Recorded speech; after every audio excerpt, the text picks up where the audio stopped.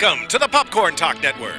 For the online broadcast network that features movie discussion, news, and interviews, press 1. Popcorn Talk. We talk movies.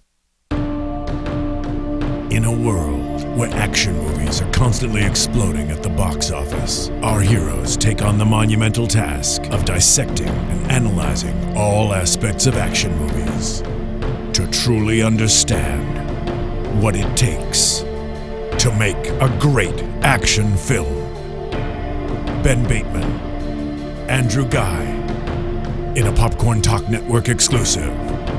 This is Action Movie Anatomy. Boom! What's up, everybody? Welcome to the show! Welcome to Action Movie Anatomy on this lovely Wednesday afternoon. Oh my god, it's exciting. Listen to the music. That's like what I'm hearing. It's like Terminator. Yeah, it's so good. Oh my goodness, it's sweet. I love this movie. There's nothing quite like Hans Zimmer in the afternoon. There's not, my friend. Mid-90s Hans Zimmer in the afternoon. This is Action Movie Anatomy, guys. Welcome to the show. This is Action Movie Anatomy on the Popcorn Talk Network, the online broadcast network dedicated to talking movies and all things movie-related. My name is Ben Bateman. I'm your host, joined today by my suave, lovely dressed co-host, complete with a tie clip today, Mr. Andrew Ghai. What's up, everybody? Yes! Let's do this, man. Hi, it's me. I'm here. This movie is so perfect for this show. Oh, it's so sweet. It's like almost the best one we've done, like that fits our categories. It almost like this movie is like a forgotten classic in the sense that like if you really want, we're always talking about The Rock. We use The Rock as our like benchmark movie. You always want to hit the movie that like feels the most like watching The Rock, just in tone. In tone, this might be the closest movie we've done on the show to date. Yeah. It just has like, I mean, not to mention that the score is pretty much identical, but it's like a year removed from it. It's Bruckheimer and Don Simpson. It just feels awesome. Maybe all that you need to do to be on our show is to have Zimmer do your soundtrack and then have Bruckheimer produce it. Yeah, I mean, all those other movies they did around the same time, it's like, for instance, Face Off and Con Air are great. Yeah. They're awesome movies. By the way, we're doing Crimson Tide, if you guys didn't know already. If you can't read the bottom third there. I hadn't introduced it. But like, there's just, those movies are awesome. They're just not the same. Like, yes. They're cornier in some ways. They don't quite hold together. Like, this movie dramatically holds together really well. There's not many moments in this movie, if any, where you don't feel like this is just real. It's just a real, like, good, honest. I mean, that's why I think this movie toes the line of being totally legitimate and ridiculously legitimate, which we will get to later. Yeah. Yeah, because I think, and I also think there's a certain quality that's added to police procedurals and military procedurals and courtroom procedurals to some degree if they're done with music like this, directors like this, and producers like that. Right. Because it's all very by the book, and it's all seems very accurate. Can you confirm? I confirm. Yeah. I confirm. I confirm. Yeah, it's so awesome. I love this movie. Anyway, guys, Action Movie Anatomy, we talk about movies on this show. Usually those movies adhere to 4 basic rules, aside from being made after 1981, which is kind of a loose rule. We haven't broken it yet, but it's just kind of there. Rule number 1, the hero and the villain the hero always plays by his own rules. Or her rules.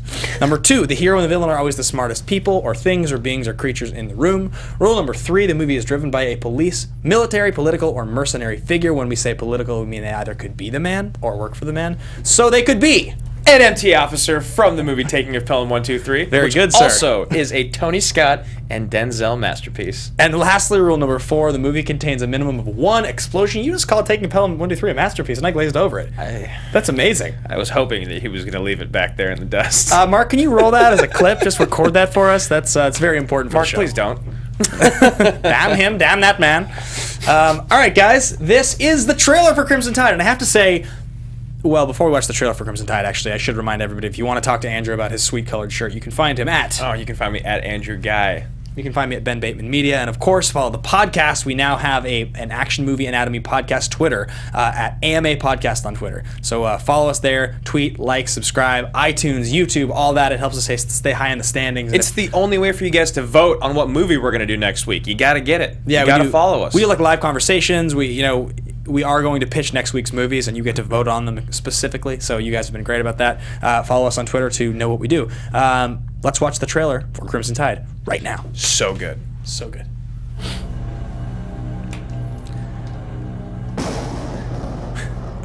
In a world. Yeah.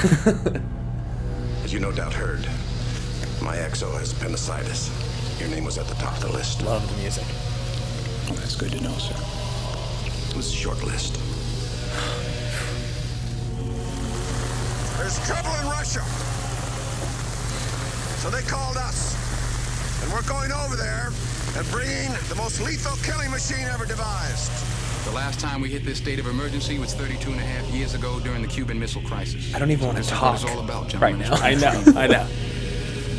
That's one of my favorite lines. Diving officer, submerge the ship, make it depth 150 feet. On the 1MC, dive, dive. This year, We have a properly formatted emergency What action we've message always from known. what we've always known I love this guy's voice. Yeah, it's so classic. becomes what we've always feared. Gentlemen, this is the captain. Russian rebels have threatened to launch against our country and are fueling right now. This is not a drill. Sweaty Vigo. Now, Denzel. possibly submerged submarine. You find out who Yeah, everyone is always sweating in this movie. A lot of artificial sweat, a lot of spray bottles. survival begins. That's a message fragment. Yeah, when Denzel's like running around and fighting shirtless, you can just see that it's clearly just like droplets all over him. There's no place made for my fear. decision. There's no place for Wrong myself fear. and get this one wrong. There's no room for mistakes. If we launch and we're wrong, what's left of Russia is going to launch at us. I'm captain of this boat. I don't have to think this over. There's no time for doubt. Missile systems ready to launch in 6 minutes. You repeat this order or I'll find somebody who will. Hell no, you won't, sir. And nothing can stop the time. Nothing can stop the time. The- Oh, it's so intense. Hey, it's the only action scene in the whole movie. Oh, that scene was heartbreaking. Son? I forgot that. Yeah, Oh. I forgot. Fueling their missiles. They're on top of us. Place commando. Under arrest. Under charge of mutiny. Lock Captain Ramsey's in his stateroom. Fire one now. Ow! So good. Mr. Hunter. Sir, we are going down. I'm the commander of this ship. Crimson Tide. Oh God, my that movie's gosh. sweet. It's so good. If you're wrong, if I'm wrong, then we're at war. God help us all. God help us all. Man. I cannot get over the chemistry of the two of them. Oh my God. It is magnetic. I also can't get over how good the trailer is. Like, okay, you go back to 03, and most of the trailers in 03 are less compelling than that trailer. The 99, the Matrix one, Yeah. is atrocious Terrible. compared to this. You go back to 95, 96, like, I immediately queued up the trailer for The Rock after this. Right. Immediately, just to see, like, The Rock must have a sweet You also trailer. watched the trailer for Art of War, didn't you? Also sweet. Also sweet. I don't believe we've been. We still have it. have it. Denzel with like a fake beard, like a turban or something. Sorry, Snipes. Snipes, yeah. That trailer is just excellent. Like the way that it starts. One of my favorite lines in the whole trailer is like it introduces everything. It's real intense, and then you have like the choir music playing. Yeah. And I love when Denzel's like, the last time we hit the state of emergency was 32 years ago in the Cuban Missile Crisis. Yeah. So this is what it's all about, gentlemen. This is what we trained for. And you're like, oh my God, it's so exciting. I just love you're at the top of my list. yeah. Well, thank you, sir. It was a short list. Yeah. Just like immediately you can tell the tension. Yeah. Ah, it's so the good. chemistry with those two is really wonderful. I mean, It's just incredible. I mean, it's excellent. what makes the movie as good as it is. because most of the action, in fact, the 99% of the action takes place in conversations it's between like a those two. courtroom drama. Yeah. Action movie or something. 100%. Yeah. So that was the trailer for Crimson Tide. Now, normally we would do action movie tagline. We thought we would skip over it today because we didn't want the segment to become a little bit stale. Yeah. There's too much to talk about with this movie that is too entertaining. It's one of those episodes where I just want to like throw this whole thing away and just be like, how fucking sweet was this movie? You know what I mean? And like, we will cover the production stuff. We always do. But like, I look back to some of the episodes, some of my favorite episodes, and it's mostly just like us dicking around quoting lines. Like Predator is like arguably my favorite movie, favorite episode we've ever done. And Yeah. most of that episode is us just being like, God, they're so sweet when they get out of the helicopter. Look at his muscles, Arnold lean. Dude, speaking of muscles, Denzel boxing in this movie. Young Denzel looking Pretty jacked. shredded. Talk about a guy. He's like Cruise in the sense that he's been famous now in 4 decades. Like, you know, he's been a movie star in 4 decades. And he's gone through the ups and downs, just like Cruise, of like different characters and types that he's expected to play. Yeah, so we'll get into him actually, I guess, in just 1 second. But we should cover a couple things here. Thesis and Fist Pump before we do. Absolutely. So this is an interesting one for Thesis. I love movies like this because it's such a simple movie in so many ways. It feels so awesome to watch. It offers so much as an action movie. But because the ideas are, it's one location, it's war, it's the Russians, it's like the ideas are so clearly distilled, and it's like peace, war. Right. You can get a lot of really interesting thoughts out of Yeah, this. I mean, like the things that are in this movie, it's peace, war, black, white, like above water, below. Like everything's very black and white. Yeah. Cut and dry. The world ends or it doesn't. Yeah, exactly. Yeah. But it's executed perfectly. And I'm going to jump in with my thesis after you describe what it is, because I want everyone to know what we're talking about here. Yeah, so in case you're a first-time viewer, this is the part in the show where we bring an idea to the table, something we've constructed out of this movie, a really strong opinion. This is something often rooted in hyperbole. It should be, this is the greatest this ever, or this is the first time this has ever happened, or this is the most this that's ever been done by this person, something like that. Not necessarily the truth, but statement of fact by you. And that is what thesis statement is. So, all right. So mine is, I mean, other than like, this is something we talk about because we love Tony Scott so much on this movie. This is like the least Tony Scott movie ever, other than like True Romance. Yeah, that'd be the one. But for me, my thesis statement is this is the greatest non-action action movie ever made. Because there's literally there's literally no action in this movie at all, but the whole time it feels like you're a Navy SEAL on the way to the Rock in the Rock. It's that build, it's that energy, like nothing even needs to happen. You know what I mean? Like just the two of them alone is so good. Like this is not an action movie, but it is so perfect for the show, and it is such a great action movie. It's weird. It's one of those anomaly. things. It's like one of those indicators where we always talked about at the beginning of the show. What we were looking for is tone. And you can actually get tone out of a lot of places, which is why, like in a lot of ways, like Tombstone, the tone of that movie is closer to our show than a lot of other westerns. Yet it is still a western, and that's why this movie works so well. It's great actors. It's Oscar-winning actors squaring off against each other in a Bruckheimer, Don Simpson, Tony Scott action movie, with big cliches and big fist pumps, like huge score. The scene where all the guys, when they find out that the Russian commander has surrendered, it's like everybody's cheering, patting each other on the back. Hackman and Denzel. Oh, it's so good. All right, so my thesis statement is this: this is the most tasteful handling of racism in a Bruckheimer Simpson film to date. I love it. I didn't even think you needed to put Bruckheimer Simpson. Like I don't think ever, but like for an action movie, this is incredibly well done. It's so subtle and it's so intelligent. I would have said big budget action, but I think that it's ignorant on my part to make the statement, not necessarily knowing in other countries or in other eras if there was a movie that at the time was a big budget movie that handles it really well. I'm sure there are other great examples.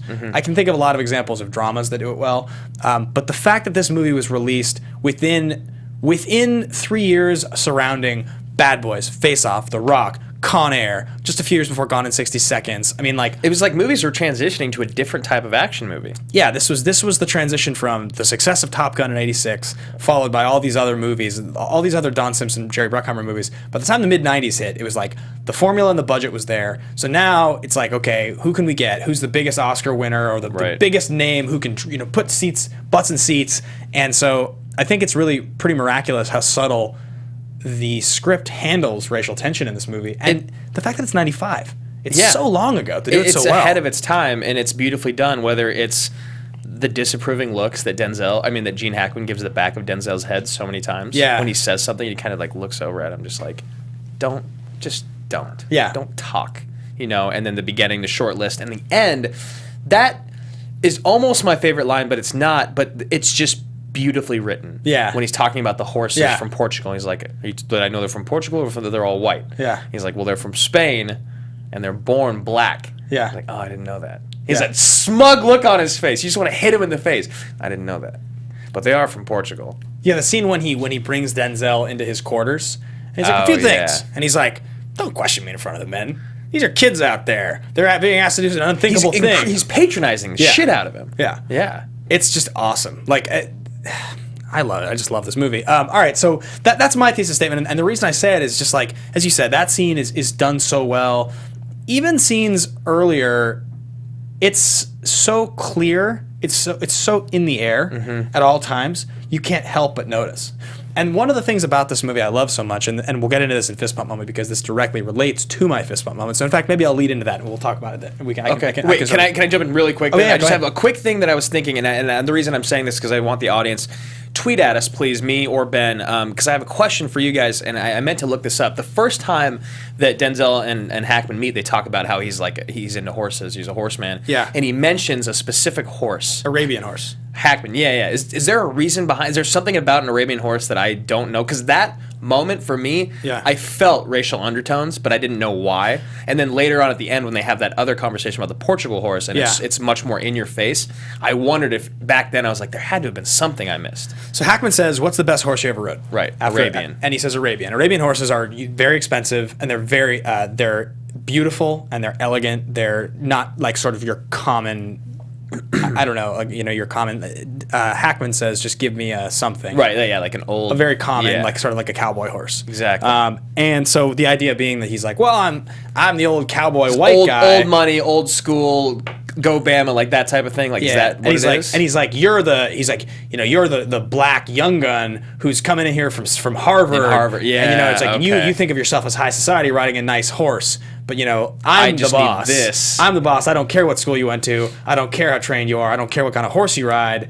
It's that. I think it's getting at that. No, I think that's exactly what it is. So never mind. Don't tweet. Put your phone away. Yeah. Or if you have thoughts on it. I mean, obviously, it's two people's interpretation of something, a subject that is laden with history and controversial opinions. So please share them with us because it's very interesting. So the next section on the show is called Fist Bump Moment. And this is a movie that is made for Fist Bump Moment. Yes. I mean, Fist Bump Moment is that time when you're sitting on the couch and you're watching the movie and you're sitting there, maybe having a drink or something happens, you're like, yes. You look around, you're like, is anybody else seeing this right now? Are you watching this? If nobody's in the room, you maybe get the phone, you're like, hello? Andrew, have you seen Crimson Tide? Seriously, go back and watch Crimson Tide. Oh, there's this one part. 22 minutes, 17 seconds in, trust me. You do the line for your buddy, or maybe your roommate's in the next room, eating with his girlfriend. You're like, get in here, you need to watch this. That's what your fist bump moment is. And so this movie has so many of them. And that's what it's like to be Ben's friend and roommate. Yeah, pretty much. I made fist bump moment. You did. You can't tell. You did, yeah. There's so many sweet ones in this movie. Okay, so this is what I was going to say, and this is why I want to get at. It relates to my last one. Okay. So Mark, cue up the speech if you can. The Gene Hackman speech. We have a pretty low res version I think here to show, but you'll get the idea. Hackman delivers this just fucking awesome speech. Oh, it's so good. There's trouble in Russia. I just want to watch it, but So they called us. okay, we will just watch it because it's so good. He's so We're good. going over there. It really swells when the score picks up behind Yeah. it. No killing machine ever devised. We're capable of launching more firepower. There's a famous coach, Alabama coach named Bear. I think his name was Bear, something Bear, something. History of war. That's why his ship's the Alabama. His dog's name is Bear. Okay. I like that. Denzel's smile when he realizes how Yeah. fun it's gonna be. It's Yeah. so good. Constitute the front line and the last line of defense. The rain. I expect and demand your very best. Love him. Anything less, you should have joined the Air Force. The comedy, it's classic. Yeah, it's perfect. Yeah. Here's music. This might be our Commander-in-Chief's Navy. This is my boat.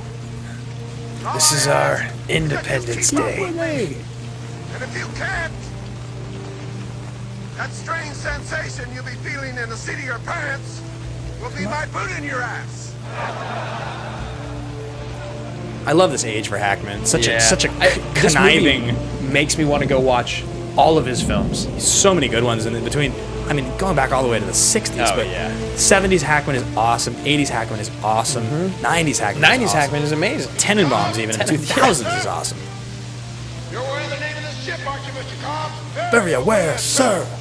It bears a proud name, doesn't it, Mr. Cobb? Very proud, sir. It represents fine people. Very fine people, sir. Who live in a fine On his job. Yeah. Outstanding, sir. In the greatest country in the entire world. In the entire world, sir. And what is that name, Mr. Cobb? Alabama, sir. And what do we say? Go, Bama! Roll Tide. Keep the boat. Dismiss the crew. Dismiss the crew. Aye, aye, sir. Okay, right, so Go Bama Roll Tide's absolutely my fist bump moment. It's so sweet. Yeah. And we're both not Bama fans. Yeah, not at all. But the reason that's my fist bump moment, the thing I like so much about it, and the reason this relates to my thesis, that is indicative to me of Old the South. culture of the movie and the attitude that is represented by not just the Navy, not just Hackman's character, but it's like Alabama's this old storied program in the South, old money, white guys. Like there's always like sort of like a racial undertone when you talk about that part of the world, and so it's like Denzel is this Harvard guy who comes in to the situation, and I love that at the end of such a serious address to the troops, Right. it's a football address. Absolutely. It's Go Bama Roll Tide because it's military, it's dudes drink beer on Sundays and watch football, they watch college football on Saturdays, and like it's just like so old The world. painting of the two worlds is so perfect. That's why. So that is my fist bump moment for sure. And I also think in some ways it's the most interesting sequence in the movie. It's the most interesting line. This movie is fascinating for that reason to me. Yeah, I love it. All right, so what I want to do real quick after I mention my fist pump moment is I want to talk about all the other fist pump moments that are honorable mentions because there's so many. But my fist pump moment it's right after Vigo turns on Denzel. Yeah. He gives in. Wepps gives in finally after he tries so hard. You can tell he's an honorable dude, but he finally gives in. He's the only hope. Wepps, you're the only one the captain said we needed you. He's lost his nerve. So he switches, right? And then when Denzel gets out and he gets on the phone, he goes, Wepps. And Don't do it, Wepps. Don't do it. And then again, he says it, Wepps, you're the only one that can save us. Like you're the only one that can. He gets put right in the middle of it again. He's made to make this decision 2 times in a row. Can he wrong or can he do what he's done? Can he right his wrong? And Wepps looks down at the seaman who looks up at him and he's like, "Get back to your station!" Yeah, it's so good. And then he just stands there and he smokes his cigarette as Hackman comes in. My fist pump moment is absolutely the phone call from Denzel to Vigo. It's so good. So good. What are your honorable mention fist pumps? Oh, dude, there's so many good ones. Like, my favorite line is one of them, so I'll save it for later. Okay. That's absolutely one of them. I really, really love when he finally takes the ship from Hackman because Hackman's trying to go for it, and he says, "Lock, Captain Ramsey in his," and then Cobb goes, "Come on, sir." He goes, "Do it now, Cobb." Yeah. Now, Cobb. So good. He's like, "Yes, sir," and it's just.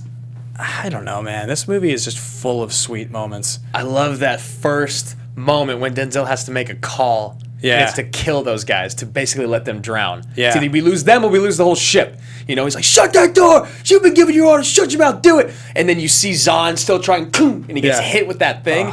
So gnarly, but so sweet. And he closes the thing and he's like, "Cabin secured, sir!" Oh, God, this movie's good. Yeah. It's All right, those amazing. are our 2 honorable mentions. We can move on. So your fist bump moment, you shared yours It's absolutely. 100% that call. Okay, the gotcha, phone call. gotcha. I love it. All right, so that takes care of Thesis and God, this movie's sweet.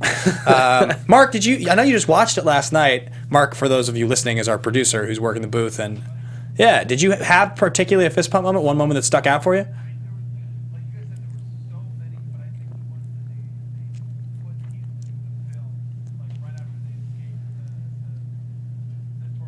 Oh, yeah.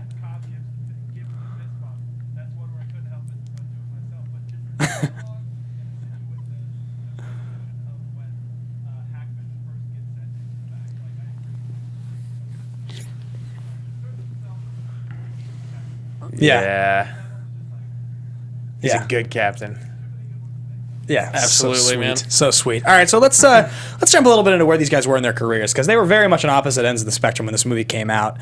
For Denzel, his 3 most recent films he had done prior to this were Philadelphia in 1993. He had done The Pelican Brief in 93 and Much Ado About Nothing in 93. He was very much a star. At this point, he had already done Malcolm X. At this point, he had already done Glory. He had already done Devil in a Blue Dress.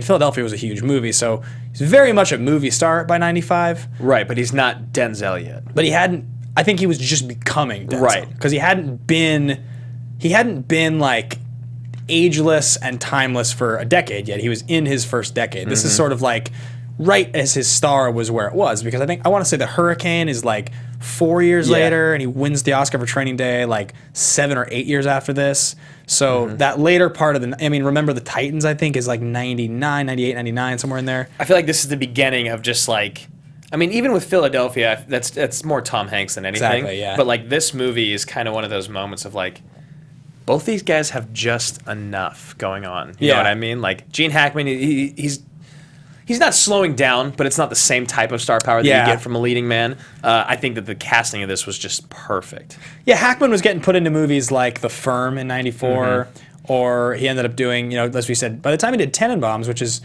truthfully only like 7 or 8 years after this, that's where you can sort of see he's like kind of at the end of his rope. Yeah, he's Runaway slowing down. Jury, I want to say it's like 03. He did Enemy of the State in '95. I think it's 99, but 99, yeah, that's like right. Or yeah, '99. That's like right as he's getting to the tail end of his like I can still do this part of his career. Yeah. So and this is, you know, but I love this part of his career in particular because French Connection 71, I think, unless I'm mistaken. You know, that's 24 years before this movie, and French Connection is when he's the guy. I mean, Unforgiven. He won the Oscar for Unforgiven. That was 3 years was that, before 92? this. Yeah. So yeah, he's very. This is like the sort of what's the word I'm looking for? His swan song, kind of his final sort of decade of awesome, where he's getting those those premiere roles. I know they wanted Beatty for this. They wanted Warren Beatty for this role. Could have been good, but Yeah. Hackman's perfect. Yeah, they had talked to him, so Hackman just kills it. So Hackman, The Quick and the Dead, 95, Wyatt Earp in 94, and then Geronimo, An American Legend in 93. Funny that he was in Wyatt Earp in 94 after winning the Oscar for Unforgiven in 92. Yep. Wyatt Earp Same years or the year after Tombstone. wasn't the same, or was it the next year? I thought it was the next year, but Yeah, whatever. within a year of it though. Yeah, I mean, like definitely none of those three movies register for people as classics. This doesn't register for people as a classic, but Which is weird because this movie is such a classic when you go back and I think it gets overshadowed a lot by K-19. or Excuse me, The Hunt for Red October. Hunt for Red October, yeah, like that's kind absolutely. of the submarine movie. Totally. You know what I mean? There's Das Boot and there's K-19, there's U-571. Right. But Crimson Tide and The Hunt for Red October are the two, but Red October is like far and away much more recognized than this. Which is interesting. We will do Red October on the show 100% at some point. I like Red October a lot. I think that movie's really sweet. I don't remember it at all. It's really compelling. I don't think it's as sweet as this though. Like it's a better movie in the sense that it's sort of more timeless. Oh, we still have to do The Edge. I just remember we haven't done that movie yet. Oh my god, I'm so excited. Just hit me that we hadn't done that movie yet. I know. I just thought of The Hunted. The Hunted just popped in my yeah. head. I really With want to do Benicio? that. And Tommy Lee. Yeah, love Tommy So Lee. good. But anyway, that's pretty much where these guys were in their career. We can move on. Yeah, this is an interesting production development because we've talked about Tony Scott before. We've talked about Simpson and Bruckheimer, but we know there's first-time viewers. We gotta pay the respect to these guys anyway. But the writers of this film are basically nobodies. You got Michael Schiffer and Richard P. Henrik, who Henrik is a novelist and he's known for being like an expert of naval fiction. I think that's why he was brought on for this film because he's literally done nothing else. Yeah. He's written no other films. He wrote a TV story or TV film called Counter-Strike, I believe. Yeah, like 02, I think. Yeah, and then he's written like over 10 books. He's written like almost 20 books. He lives in St. Louis. He's not in the business anymore. Not a lot to talk about. Same with Schiffer. Schiffer is an interesting guy. He did Colors and Lean on Me, and then he did this film. Yeah, And I think people kind of felt that he knew what he was doing. Yeah. But then he did Four Feathers and The Peacemaker. And I think he just retired. Either that or I don't think anyone wanted to work with him anymore. Yeah. So he went on to write video games, like Yeah. the script for video games. And he penned the first two Call of Duties and Yeah. also Call of Duty Finest Hour. Yeah. Which if you play the Call of Duty games, they're amazing. But it's just interesting, like to have those people that wrote such a good script. Well, And I think Colors, when I was talking about other films that I can think of that handle the subject of racial tension and racism and prejudice well, Colors was actually one of the movies in my head. Okay. And it probably was put there by when we were doing the research for this, seeing it and it coming to mind. But it's much more heavy-handed. I mean, the fucking movie's called Colors. Yeah, exactly. Like it's really good, but like that's a little bit in my face. Lean on Me is a really good movie. Yeah. Like those are both well-respected Colors, and Lean on Me. Peacemaker's a weird movie. it's a weird, is it Kidman and Clooney? Yeah, Yeah. and it's Clooney just before he's Clooney. Yeah. like it's right a year before. I want to say it's like a year before Batman, and it's like a year before Three Kings. He was like transitioning From around the same time as ER, right? Out of Sight. Yeah. yeah. It's like he was a guy that people bought the brand, but it wasn't like George Clooney yet, and so it just gets kind of dismissed. I want to say Peacemaker is directed by somebody relevant. It's not a very good movie. I remember watching it. It's not horrible, but it's just not very good. And then Four Feathers is like a period piece that just it gets forgotten. Highlight of the movie is that if you love Heath Ledger, he's in that movie. Yes, he's very good. So then Tony Scott. Tony Scott is just a gangster. Like, he's a hero on the. I mean, there's a few people that we talk about on this show. Yep. And Tony Scott's one of them. Tom Cruise, Denzel, like these are our boys. yeah, Tony Scott. We've often Bruce Berman. Yeah, Bruce Berman. Bruce Berman, the Berm. We've often said about Tony Scott that his finest work are the movies that he uses Denzel Washington. This was their first collaboration. He went on after this movie to reunite with him in 2003 for Man on Fire, and then 3 more times subsequently with Deja Vu, The Taking of Pelham 1, 2, 3, and Unstoppable. Many people would say this is the best film they did together, or Man on Fire. Those other 3 are not very well respected, but they made enough money. Interesting here is that the other 4 movies have a very distinct style.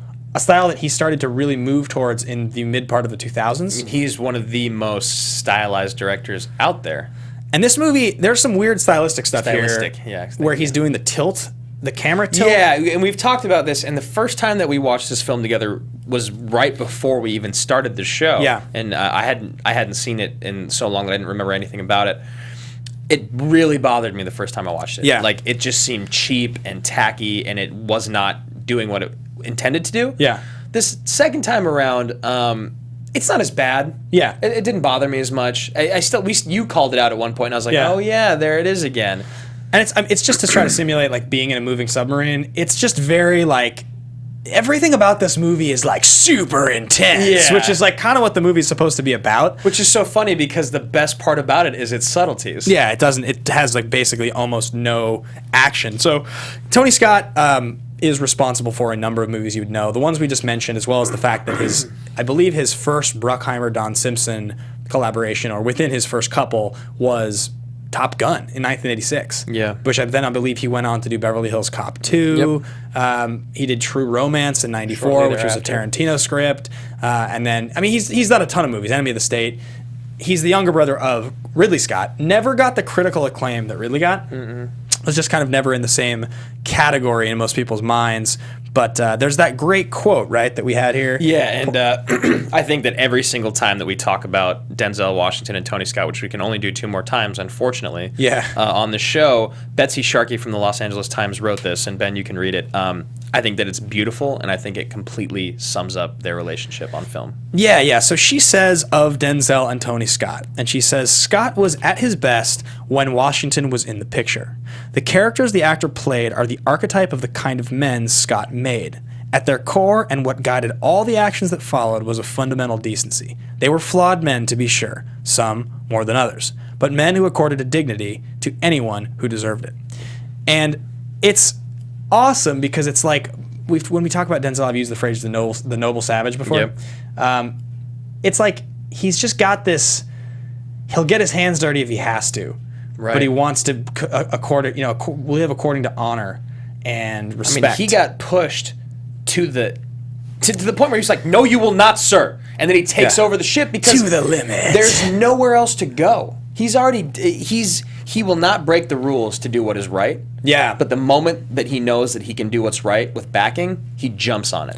Right. So, okay, like jumping back to the writers for a second, there's a scene in this movie where Denzel and Hackman are facing off in a mess hall about the nature of war. And and so they hired Robert Towne. Robert Towne, for those of you that don't know, is one of the most esteemed screenwriters of all time. His crowning achievement is the fact that he wrote Chinatown, along with like just at least a dozen other movies, a ton of really good ones, very memorable movies. They called Robert Towne because they needed a rewrite and they wanted the scene to really hit, and they got him to essentially narrate a rewrite of the scene over the phone in an emergency within a day of shooting the actual scene. Yeah. And it's one of the most poignant scenes of the film where Denzel in the end says, well, sir, I believe that the nature of war, or the enemy, is war itself. Yeah. And Denzel is just like so like... Or Hackman. He hates it. He hates it. Because all Hackman knows is war. Yeah. And like you can't reason with him. It's literally an unstoppable force meeting an immovable object with the two of these guys. Yeah, it's what's the line? It is that war is an extension of politics by other means, which is what they end up discussing. So I think that's really cool. There was another couple rewrites that people brought in. Tarantino actually is the most interesting of all of them, which is funny because he just did this on True Romance. Yeah, so he had sold the script for True Romance. Tony Scott directed it. People loved the movie. It did really well. So the next year when they're making this movie, Tarantino gets hired to come in and do some rewrites. And it's the pop culture references in the script, the Silver Surfer references, the Star Trek references. Which is also a fist pump moment of mine. Yeah. He's like, no, anybody that has read the comics knows. Yeah. That's when you get it. It's like, oh, okay, this guy's cool. It's so He's a corny, cool but guy. it's so awesome. Yeah. So those are Tarantino lines. I heard a story. It's so effective is what it is. I heard a story that when Tarantino came on set, Denzel confronted him in front of the full cast and crew about his use of the N-word in his films. Just to do it. Just like, hey man, just been wondering. Yeah, and it made Tarantino extremely uncomfortable to the point that he was like, can we talk about this in a more private setting? And Denzel was like, no, we can talk about it in front of everybody. And then later on, Denzel has gone on record to say, I still believe Tarantino's a fine artist. So like, he respects him, but I thought that was cool. Denzel seems like the type of guy where if he wants a question answered, and Tarantino's basically a nobody at this point, yeah, he's going to ask him, and you're going to answer his question right then. Doesn't mean he doesn't respect it. It's one of those things where if you're going to do it, make it worthwhile. Yeah. Make it matter. Don't just have it there to have it. Yeah. You know? Yeah. It's because Tarantino's character in Pulp Fiction the year before actually says the word several times. Yeah. In a pretty rough manner. Yeah, it's pretty hard to say that word in not a rough manner. Yeah, I would say so. Anyway, I thought that was pretty cool. As far as the producers go, I mean, once again, if you're a new viewer or listener, Bruckheimer and Don Simpson are sort of, there's an upper echelon of producers on this type of film. Yeah. I mean, those two, if you go and look up the IMDb for Bruckheimer and Simpson has since passed, but I mean, and speaking of which, Tony Scott has also passed. We didn't mention that he committed suicide several years ago. But rest in peace, brother. Yeah, 100%. I actually just spoke with, I'm just jumping all over the place, but at the SAG Awards, I got to interview Kevin Dunn, who is the principal in Warrior. He's the dad in Transformers. Yeah. A lot of people know his face. And I started talking about Tony a little bit because he's in Unstoppable. Yes. He's Unstoppable with him. And he was like, God, that was so sad. He's like, what an artist, what a great talent. You know, he just had such a sense of light and framing, and it was fun to hear somebody who had worked with him and really missed him talk about him a little bit. But always wearing his baseball cap, just down to earth, hardworking guy. I've heard good stories about him. Yeah, our friend Anthony, who was on here for the Warrior episode, who wrote Warrior, had met with him about working on some projects before he passed as well, and had some great things to say about him. Extremely hospitable, apparently. Yeah, I mean, and to get back into Bruckheimer and Simpson, just go and look at what they did. This is, again, one of those situations that we talk about on the show where, like, you get someone like James Cameron as a producer, not the director, but when he's producing stuff. Same with Bruckheimer and who's another one of the biggest action movies we talk about a Producers? lot. I mean, Silver, excuse me. Joel Silver, or somebody like Bruce Berman. Yeah, just go and look, because it'll be doing you a lot bigger favor than us talking about what they've done. But, you know, Pirates, Beverly Hills Cop, this movie, The Rock, like they've got their hand in everything. Armageddon. I mean, just tons of movies. All the whole brand of movies. Everything from like Gone in 60 Seconds to Face Off, Con Air. You know, as you said, Bad Boys, Days of Thunder. Like, there's all these movies that these guys produced. They were very formulaic to the point that people sort of resented the style. Right. Intelligent filmgoers. You'd see that Bruckheimer Simpson thing at the beginning of a movie, and you'd be like, all right, well, let's see. But in retrospect, it's aged in a way that is extremely entertaining, and I very much enjoy. It's a staple of our childhood. Well, the thing that's so great about them is that they, and Bruckheimer mainly, is he's evolved. He always evolves with the changing times, and like that's why he can do The Rock and Armageddon and Bad Boys, and then go and do the Pirates movies and do them well. You know what I mean? Totally. He knows where the thing is going, where the genre is going. This movie was. We're going to get into our critical and box office section here, and this movie is critically acclaimed pretty well, but the numbers on it they're medium. I think lukewarm is like the best word to use for it. So the studio was Buena Vista. It cost $53 million to make, and it was released in May of 1995. Domestically, it made $91 million, so it almost doubled its budget domestically, which is great. And then worldwide, it made $66 million for a grand total of $157 million. Yeah. For a submarine movie in 95, tripling its budget, I think that's pretty great. Yeah, it's rock solid. You know, I mean, it opened at number one at $18 million, and it just kind of kept trucking along. Yeah, it finished 11th. You can throw up the box office graphic here. I mean, it finished 11th domestically on the year. Which this year, it's a tough year to compete with the movies that's on here. I mean, Die Hard 3 finished ahead of it. Like the fact that 7 I mean, as good of a movie as Seven is, as much as I like Seven, it doesn't strike me as a movie that would have made more money in theaters than Crimson Tide. It seems more of a drama. It's kind of a slasher movie. The other movies, though, they all seem to make sense. Yeah. Maybe Ace Ventura 2, but people loved Ace Ventura 1. Yeah, I mean, that was when Jim Carrey could literally do no wrong. Yeah. But first of all, just like going back, how far do we have all 25 of? Okay, just going back and looking at movies that came out in 95. Yeah. Like when we do these with old box offices, like I love 90% of the movies on here. Well, okay, do you find it strange that like when you talk about this is number 11 that year? I mean, scratching Waterworld, which is number 12, just because it's like a huge flop. But like the three movies that are listed after that, Dangerous Minds, Mr. Holland's Opus, and While You Were Sleeping. Right. Like I would have expected Crimson Tide to make significantly more money than those movies. Right, but what about Braveheart and Congo and Heat? Yeah, so sweet. You know what I mean? Like it's Outbreak, Mortal Kombat, Yeah. Grumpier Old Men. Your soul is mine. Yeah, Grumpier Old Men. Which is, it's just like, it's so crazy that when you go back and you look at box offices from that time, it just completely speaks to who we were as a society at that moment. Would you guys watch an episode if we did Mortal Kombat 1 from 1995? Would you guys watch it? Tweet at us. Yes. Let us at AMA Podcast, at Ben Bateman Media, at Andrew Ghai, or leave it in the comments. If we can get 20 people, unique tweets or comments telling us to do Mortal Kombat, Right. It'll be like an emergency episode. Oh yeah, we'll do it because that movie is just they're all so sweet. Oh, I love it. Love that movie. That scene with the first scene with Johnny Cage. Oh yeah. Where do you get these guys? This is the part where you fall down. Yeah. Oh, and he like throws himself. Oh, I love it. I want Kano. I had to open up the live chat. Why don't you get into critical while I look over here and just see how many people are going to rave about Mortal Kombat real quick? All right, so let's see, where did I put this? All right, so for critical, this movie got a 7.3 on IMDb. 7.3 is pretty good. Yeah. It's not amazing, but it's quite good. It's above average by a significant margin. Even like a 6.8 is reasonable. 7.1 is the baseline of pretty good. So 7.3 is respectable. 87, 92, 83 for all critics, top critics, and audience score on Rotten Tomatoes. I find it strange that top critics gave this movie a 92%. It doesn't seem like it's up their alley. I know. I was looking at those numbers and there was like something about it where I was just like, I don't know if the 92 and the 83 should be switched or if the two critics should be dropped like 30% or what it is, but it's something about it when you look at these numbers as much as we do, just seems a little off. Well, never in a million years would you expect a Bruckheimer Simpson movie with the kind of dialogue and the kind of scenes this movie has that the audience score would be the lowest of the three. Right. That's never the case. Yeah, no, and I think it's maybe because it was advertised as a sweet action movie and there's no action in it. And maybe it's considered by people to be more of a drama, even though to us it feels like more of an action movie. So it looks like no one was quite as excited as we were. No one. One person mentioned only the first Mortal Kombat, please. That's the only thing they wrote. Fair enough. Whatever, we'll see what happens.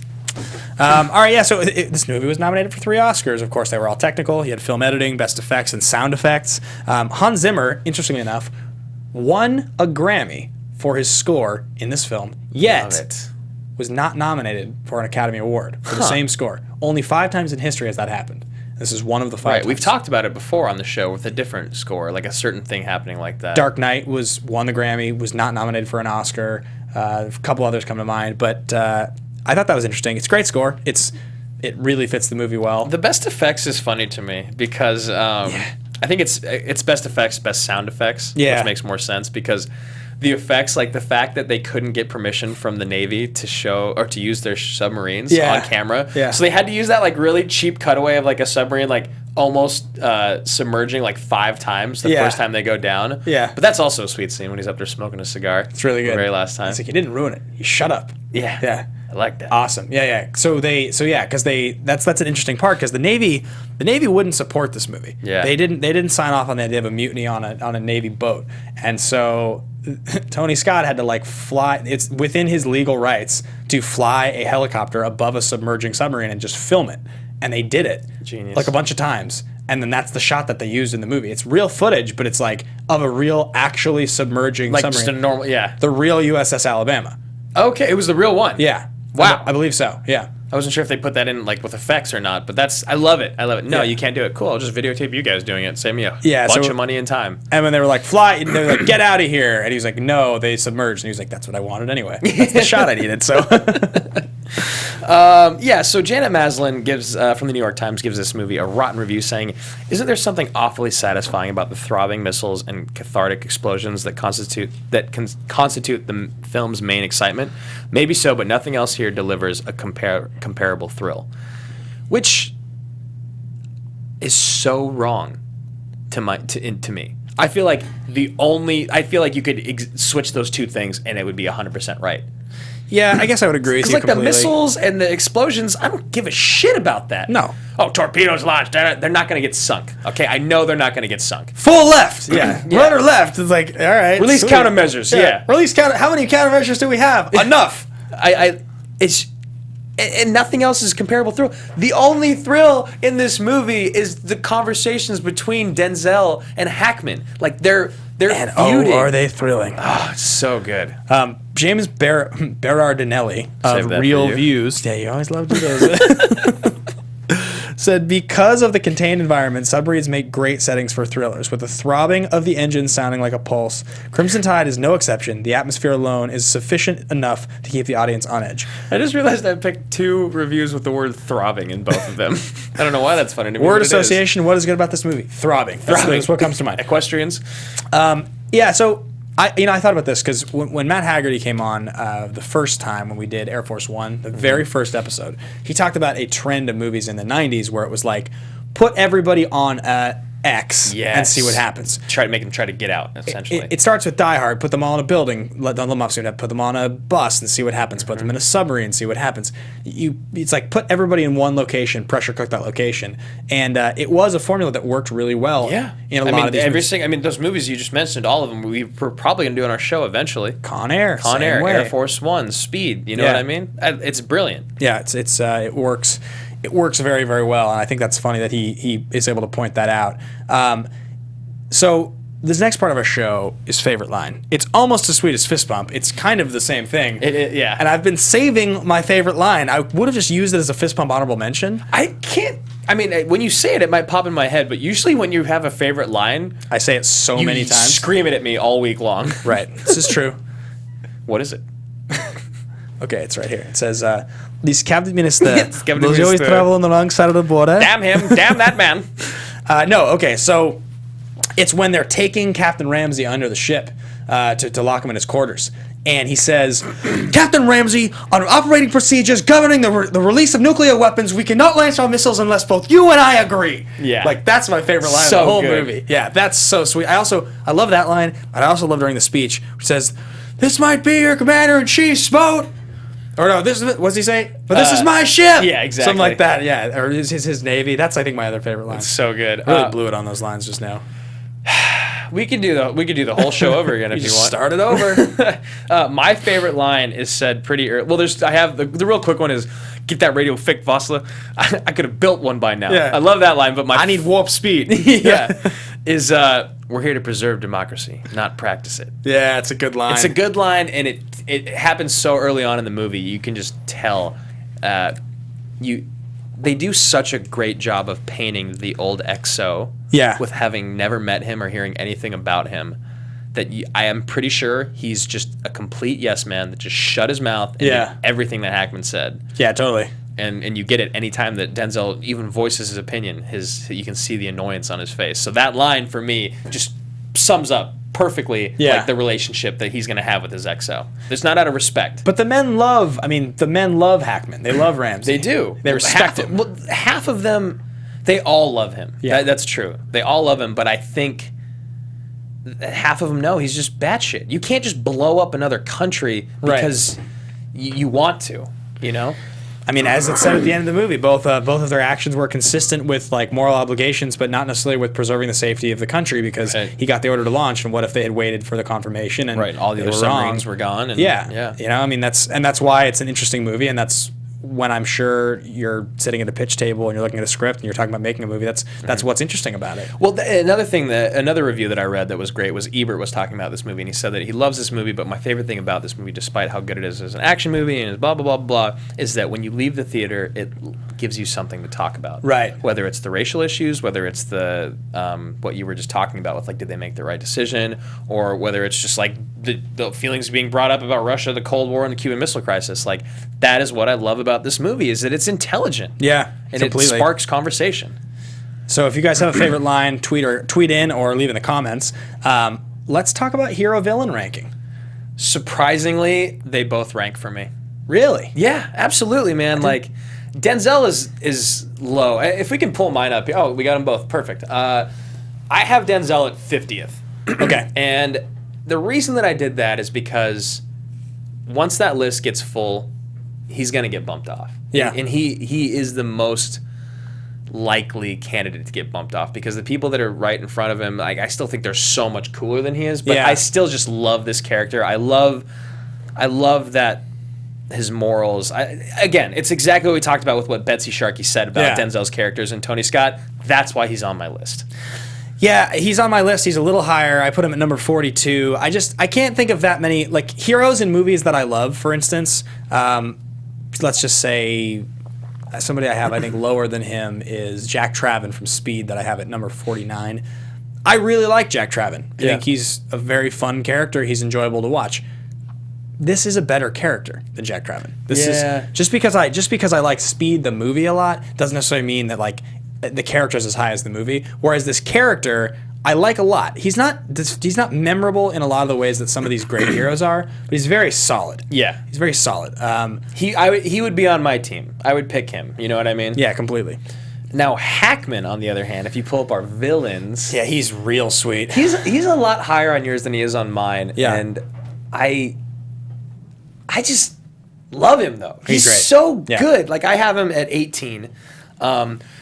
Which is moderately high. It's pretty high. You put him one behind Bodhi, though. I appreciate that. Yeah, I did. I knew that I would never hear the end of it, but he's not intimidating at all when he hits Denzel in the face twice and Denzel doesn't flinch. Not only is that a sweet fist pump moment, but he's just not intimidating. No. He's just like an angry old man, but he does slightly redeem himself at the end of the film. Totally, yeah. And he's doing what he thinks is right. He's honorable. When I looked at mine, I was like, okay, so Ivan Drago is like a very entertaining villain from the point of view that he's, he's so cardboard. Yeah, he's like an awesome, like, just a villain to be a villain. And, like, okay, Commodus, who's like really awesome, like, love Commodus.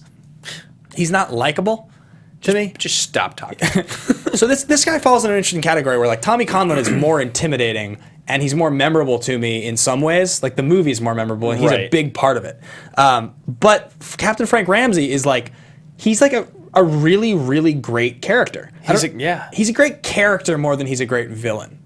Right? Absolutely. He's the villain, but he's a great character. I mean, it's exactly like with, as you can see at the bottom of Ben's list, what he thinks of Sam Gerard, which I just added on my list. Totally fucking sweet. Probably should do that at some point. You just decided to leave my comment and add him to your list? Well, I added him to my list last week, but your comment's so sweet, I just want to leave it there. Yeah, I'll take that. I'll take that. All right, where do you put the movie on the all-time list? I was a little confused. This one, mine's a lot lower than yours. Gotcha. I have it at number 27, I believe, and it's after Face Off, but in front of John Wick. Okay. And after Face Off in front of John Wick. Yeah, the reason that I did this is because a lot of the times when I come in, because this is, again, it's a combination of our greatest and our favorites, and a big part of that for me is rewatchability. Yeah. I love this movie. I really enjoyed it. I would probably watch it over, like, 90% of the time over all the movies that it's in front of. Yeah. But I could never want to watch it over Face Off or Rogue Nation, I don't think. Like, if I had only seen all of them once, I would pick those two movies over this one. I would say this. I saw Crimson Tide for the first time probably 4 years ago. Mm-hmm. I didn't watch it growing up. This wasn't on my list. Maybe it was less. Maybe it was 3 years ago. I watched it again maybe a year ago, and then again now. So I've seen it 3 times. And I've enjoyed it more each time I've watched it. This time in particular, I was just like, God, this movie's sweet. Yeah, from the first time to this time, I literally enjoyed it probably like 100 times more. And so that's why when I was looking at this list and I was thinking about the movies to put it ahead of, it was like, okay, I can't put it ahead of. It was that and Man on Fire were like toss-ups. Right. I'm glad that it didn't pass Man on Fire. What I want to do is I want to watch Man on Fire again, and I want to see how it makes me feel watching it again, because I think some of Man on Fire, some of his action seems sort of frivolous. Right. The thing is that the relationship in Man on Fire between him and Dakota Fanning incredible. Is so great, and his. That's why I think Man on Fire is just a touch of it. I think it's a better movie. And then the movies ahead of that, it's like Predator and MI3, Born Identity. It's not going to pass those. Last Samurai, it's right on the level. It's one ahead of Samurai for me. Tombstone is much more flawed. Tombstone, though it has sweet performances, the movie itself is not as good. Speed is campier. Like the performances in this movie are so good. They're really good. Yeah. Totally. So I put it pretty high. I put it number 16. All right. Should we? Shall we? Should we get into Should we do it? So this is the section of the show where we take the movie, we move it to another era. So this is a 1995 movie. We're going to move it to modern day. If you were to remake this film and recast some of the major roles, who would you recast those roles with? The hashtag for this is #MasterRecaster. You let us know who you think did the best job. You tweet at us. Let us know. We'll tweet back at you. Once again, the Twitter is @AMA Podcast. I'm at Ben Bateman Media, and this is @Andrew Ghai. Let's get into it. Let's start with recasting. And I'm @Andrew Ghai. Very good, sir. All right then. All right then. Let's start with Viggo Mortensen. I went with Sweaty Viggo. Sweaty Viggo. I love that how much everyone's sweating in this movie. Mr. Taylor Kitsch. Oh, very solid. I like it because I think he's got that sincerity about him. Yeah. Because the whole time Viggo's a badass, but then when you question his morals, he sticks to his guns. Completely. And I can see Kitsch doing that. Yeah, I love Kitsch. I'm a big fan. I went with Armie Hammer. I don't dislike that at all. Yeah. I just haven't seen him do enough to where I'm like, oh, I want to watch him do this. I think I could see him handling the sort of like the moral, like you want to believe he's a good guy, right? Based on the way the way he looks, his posture, his the jawline, looks that Denzel gives him. Yeah, the first time when he overturns him. And yeah, he's a little like Viggo's like a little bit less sort of a leading man by the general. I mean, I don't know. He's just less of a leading man. Mm-hmm. Armie Hammer's like a very handsome dude. So, but I think he would handle this. I think he would Hammer. That doesn't work. I think he would handle this role really well. Oh, I see what you're trying to do there. Hammered. That's a shame. That's a shame that you did that on live air. Doesn't his name sound like he should be like a James Dean era actor? Armie Hammer. He does. Yeah. Yeah. Completely. All right. So for Gandolfini, who is, I just love that like. 90% of Gandolfini in this movie is cut to him making a sinister face. Totally. Just like looking like a douche. Just looking angry. He's such a good brute. He's brooding, a brooding brute. I went with Gleason because we did Troy last week, and I just think about Brendan Gleason. He has a really good like angry face. Yeah. And I'm trying to think of a movie that he was. Oh, it's in Mission Impossible 2. Yeah. When he's like the doctor and he gets kidnapped and all that. I think he'd kill it as Gandolfini in this. I think for me, Gleason, the issue I would have with Gleason at this point is that I think when you go with a Navy or military movie, people's ranks based on their age have to be kind of otherwise they've been the same like idiots. Yeah, like you can't respect them because they're too old for their rank. Right. And I think Gleason, compared to the age of a lot of the other cadets and the other seamen, I think he would be a little too old for the role. I feel like Gandolfini's like that guy that's never going to move up or down though. He's just maybe happy being in the middle. Because he's kind of a brute. He's kind of a dick. Yeah. So maybe he's like he just like likes to follow the captain. And yeah. I could see that. Yeah. Gandolfini incidentally has a great role in True Romance the year before, and then shows up again as the mayor in Taking Pelham 1, 2, 3. So he clearly was someone that Scott liked to work with. And you know, R.I.P. He's great as the mayor in Taking. I always forget that. He's great. Yeah. I'll ride the train. I'll get there faster. Yeah. R.I.P. R.I.P. All right. I went with Vincent D'Onofrio for Gandolfini. And who do you have to thank for that? I have to thank our engineer Mark. It was a fantastic selection. That's a really good one. Yeah. It's really, really good. You came up with that off the cuff, man. Yeah. I was like, all right, I need a suggestion, and you were just like, D'Onofrio. I was like, okay, thank you. You cannot take this ship from our captain. You hurt her. For those of you that don't know, Daredevil's coming out March 18th, season 2. Really excited about that. Vanessa.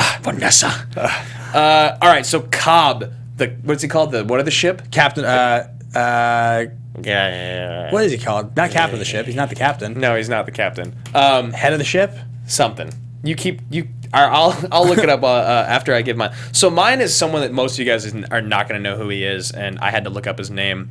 But he plays the chubby kind of kind of dumb, dim-witted prison guard in Orange is the New Black, and his name is Joel Marsh Garland.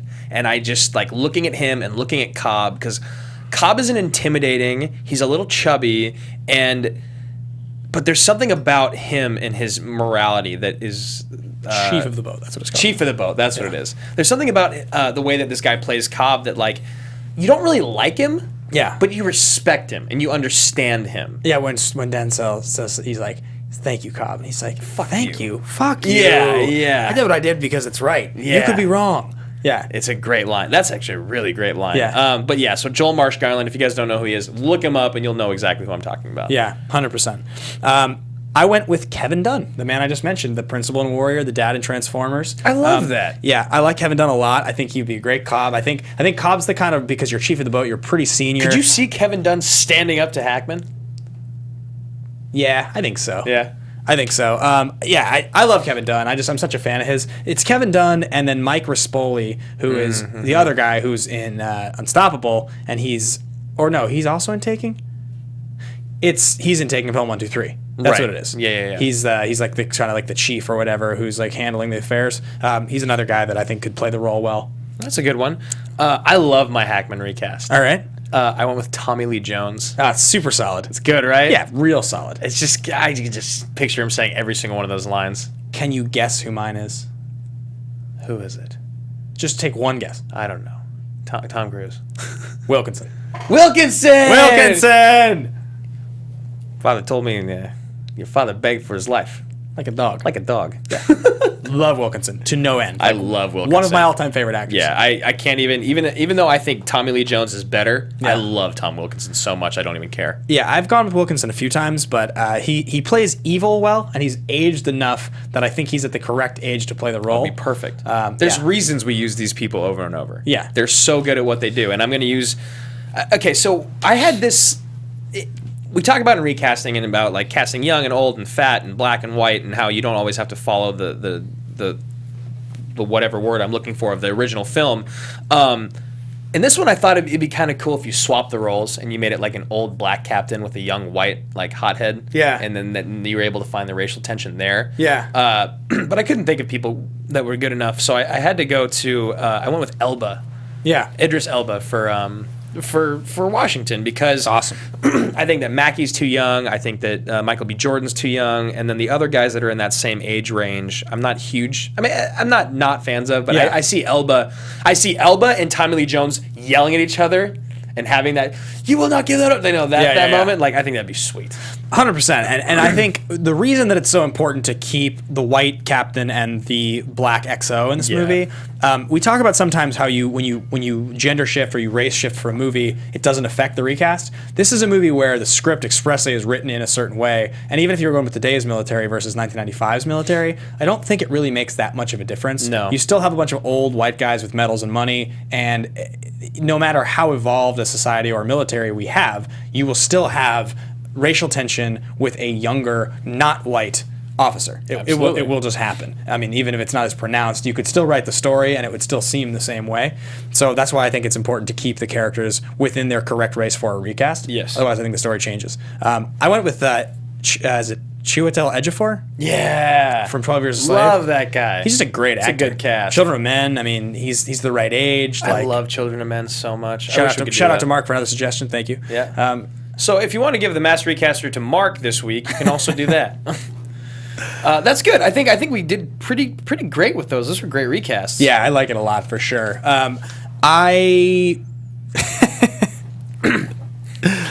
Cage versus Cruz. I want to do it. Yeah. What role in this? if Denzel, you can't do it though. Probably you can't do Cage or Cruz for the Denzel role. You can't do. Neither one of them could have played Hackman because they were two. I didn't know that. But they are from Portugal. Yeah, so, something like that. I guess if you were to make the movie now and you put like a stupid mustache on Cruz and you were to like you make him look a little older, he could maybe play like the cap. He could maybe play Hackman's role. Make him look like an old version of who he was in Yeah. What was that movie? The Hitler movie. Yeah. All dressed up, yeah. Yeah, in Valkyrie. Yeah. All right, fair enough. It's covered. Look, Cage versus Cruz isn't going anywhere. Yeah. Okay, we're gonna force it in whenever we can.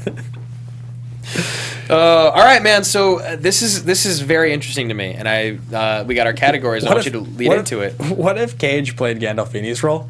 He's lost his nerve. I'm into that.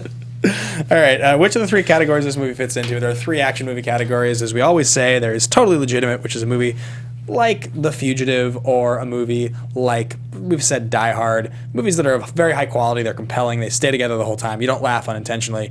True classics. There are totally ridiculous movies, movies like Face Off, movies like Con Air, movies that they fall apart more than you'd think. They're still compelling, you love them, but they're just absurd and hilarious in an awesome way. Doesn't make them any less watchable. It's just they don't feel like they're grounded in reality. Not from like a storytelling standpoint, like there's aliens or this is a Terminator. Right. Much more in the standpoint of like, in the scene, emotionally, that would never happen. Or like, how did it even get from here to here? Like, what? Or like, put the bunny back in the box. Yeah, intentional funny lines. And then you have Ridiculously Legitimate, which is the middle category. The middle category, whereas a movie that is driven by compelling drama and great performances, usually mixed with some element of ridiculous or campiness. There's some unintentional laughs, but movies that some people will consider, they'll say something like, "Oh, that's a great movie. Right. It's a classic." And you're like, it's pretty silly, but I mean, I'll give it to you. It's a classic, but it's not a classic like you're talking like Heat's a classic. It's like me when I talked to Ben about Con Air the first time. He's like, are you sure? And I was like, no, trust me. It's a great film. So those are the three categories. Where do you think this movie fits, Andrew? Totally legitimate. 100%? 100%. Like, I was sitting here the whole time we were talking about the show and the movie, and I've been sitting here thinking about it because I didn't know what category to put it in. Yeah. It's totally legit, man. Like, there's nothing about it. There's no moments where I'm laughing and I'm not supposed to. It's compelling. It's well acted. It's believable. Like, in the struggles, the racial struggles, and then like, is Denzel right? Is Hackman right? Everything. It's all there. It makes you think. It's enjoyable. I love this movie so much, and there's none of that campiness that doesn't ruin it, but you know what I mean, changes what it is. Yeah, I agree with you. Yeah? I go totally legit. Yeah, because I look for the unintentional laughs. They're not there. I know. I look for the massive, massive plot holes where I'm like, this is so stupid. They're not really there. It's heavy-handed, but it's heavy-handed no different than a movie like Jerry Maguire's Heavy-Handed, where like, it's a great drama. People love that movie. It's an Oscar-nominated film, and people, I still regard it that way, even though it's a silly, campy movie starring Tom Cruise. This is like a product of its environment. It's a 90s Jerry Bruckheimer movie, but it's starring two of the great actors of its time and a great of all time. Yeah, and it's a great supporting cast. I mean, it's excellent. So I go totally legitimate. I think it's incredible. That wraps it up for Crimson today's Tide show. Yeah. But we have one more thing to do today, and that is called The Pitch. Boom. Love it. This is a section of the show where we're going to pitch a movie for you guys for next week. And it is your duty to go to our Twitter, @AMA Podcast, which I've mentioned a billion times, and vote on the movie and let us know which one you want to think we should do next week. We usually put the Twitter poll up right around the time we finish the episode, and it's live for 24 hours. So if you guys go and find that Twitter and you vote, that'll be the movie we do next week. And hopefully it'll be the one that you picked. Yeah, so do you want to go first? I'm going first, and I'm not giving up. So okay, so I don't know how many of you guys saw the Jason Bourne trailer this last weekend for the Super Bowl, but a little man named Tommy Lee Jones is in it, and it looks sweet. So it made me all pumped about Tommy Lee Jones again, and I'm not giving up on Under Siege, people. I'm not going to do it. I want it on the show. I want Seagal, I want Busey, and I want Tommy Lee Jones. Incredible trifecta. And I want to hear Tommy Lee Jones doing this, his like weird groaning, grunting, screaming sound. And we haven't done a Seagal movie yet on the show. So if you guys want Under Siege, we could do it next week. Let's talk.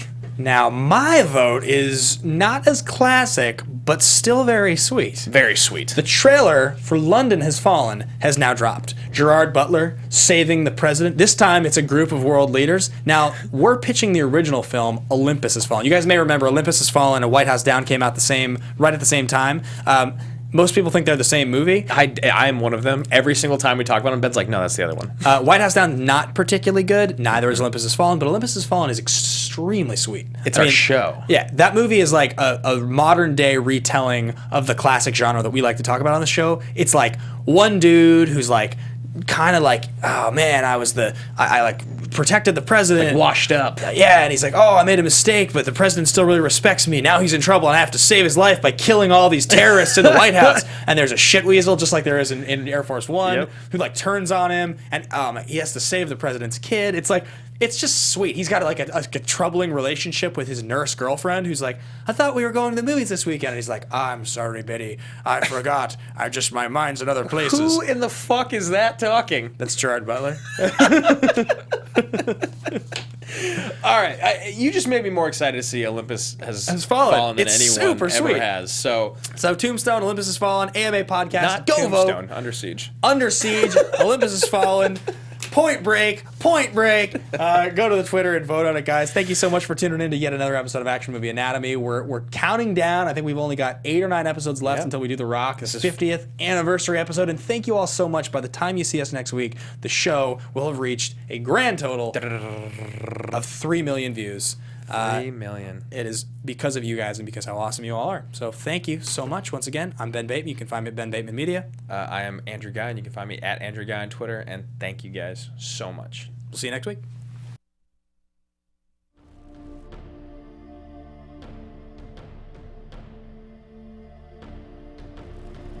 From producers Maria Menounos, Kevin Undergaro, Phil Svitek, and the entire Popcorn Talk Network, we would like to thank you for tuning in. For questions or comments, be sure to visit popcorntalk.com. I'm Sir Richard Wentworth, and this has been a presentation of the Popcorn Talk Network. The views expressed herein are those of the hosts only and do not necessarily reflect the views of the Popcorn Talk Network or its owners or principals.